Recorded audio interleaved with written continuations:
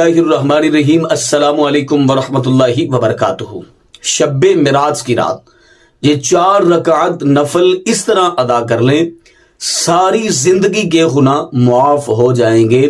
یہ ایسے بابرکت نفل ہیں، ان نوافل کو کب، کس وقت اور کیسے پڑھنا ہے، ان نوافل کی نیت کیسے کرنی ہے اور ان میں کون کون سی صورتیں پڑھنی ہے، مکمل تفصیلات میں جانے سے پہلے گزارش ہے کہ اگر آپ نے ابھی تک میرا چینل سبسکرائب نہیں کیا تو میرے اس چینل کو کریں سبسکرائب اور بیل آئیکن کو دبا لیں تاکہ اس طرح کی لیٹسٹ اور نئی سے نئی ویڈیوز آپ تک بآسانی اور بر وقت پہنچ سکے۔ شب معراج شریف کی رات آپ نے صرف اور صرف 4 رکعت نفل اس طرح ادا کر لینے ہیں۔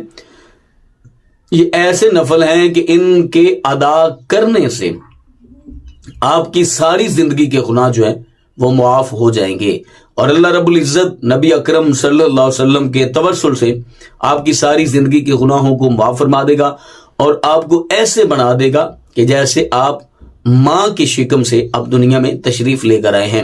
تو وہ نفل سب سے پہلے آپ نے ان نوافل کی نیت کرنی ہے۔ 4 رکعت نماز نفل، صلاۃ التوبہ، محترم خانہ کعبہ شریف اللہ اکبر کہہ کے آپ نے ہاتھ باندھ لینے ہیں۔ اس کے بعد آپ نے ثنا پڑھنی ہے، تعوذ اور تسمیہ پڑھ لینی ہے۔ اس کے بعد آپ نے سورہ فاتحہ شریف پڑھنی ہے۔ سورہ فاتحہ مکمل کرنے کے بعد جو بھی سورہ مبارکہ آپ کو آتی ہے آپ نے وہی والی سورہ مبارکہ پڑھ لینی ہے۔ اب قرات مکمل ہوگی۔ قرات مکمل کرنے کے بعد آپ نے باقی نمازوں کی طرح رکوع اور سجود کرنا ہے۔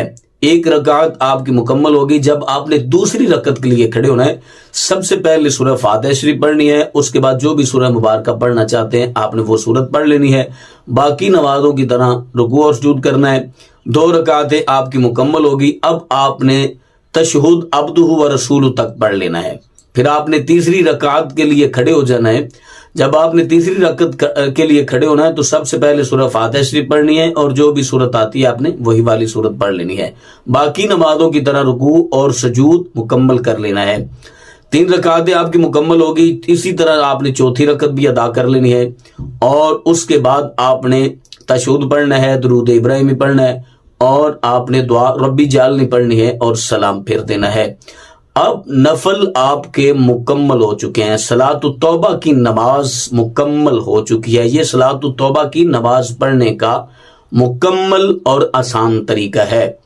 اب آپ نے نماز مکمل کرنے کے بعد خلوص نیت کے ساتھ اللہ کی رضا کے لیے یقین کامل کے ساتھ توبہ کرنی ہے اللہ کے حضور۔